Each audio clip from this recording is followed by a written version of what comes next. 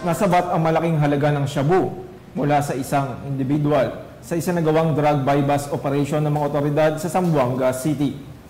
Dahil yan sa mga pinaigting na kampanya ng pambansang pulisya kontra ilegal na droga, alinsunod sa direktiba ng ama ng pambansang pulisya na gawing ligtas ang mamamayan laban sa banta ng anumang uri ng krimen.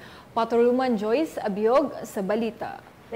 Pa yung sinagawang drug buy-bust operation ng mga tauhan ng City Drug Enforcement Unit, Zamboanga City, sa Barangay Talon-Talon, Zamboanga City.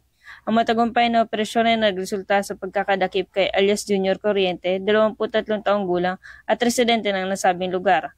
Ayon sa mga tauhan ng City Drug Enforcement Unit, nakumpiska sa suspect ang 2 pirasong heat-sealed transparent plastic sachet na hinihinalang shabu bilang buy-bust item at 4 na pirasong transparent plastic sachet ng hinihinalang shabu na nagkakahalagang 455,600 pesos, isang itim na coin purse at 500 peso bilang mark money. Ang mga nakumpisang droga ay dinala sa Zamboanga City Forensic Unit 9 para sa agarang pagsusuri, habang ang suspect ay nasa kustudiya ng Zamboanga City Police Station 6 para sa tamang disposisyon. Patunay lamang ng Pambansang Pulisya ng Pilipinas ay patuloy sa pagpapaigting ng kanilang kampanya kontra iligal na droga.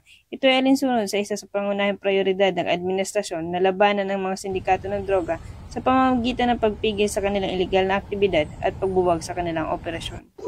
Mula rito sa Zamboanga Peninsula, ako ang inyong PNN correspondent, Patrolwoman Joyce Abiog, alagad ng batas, tagataguyod ng Balitang Pulis. Maraming salamat, Patrolwoman Abiog.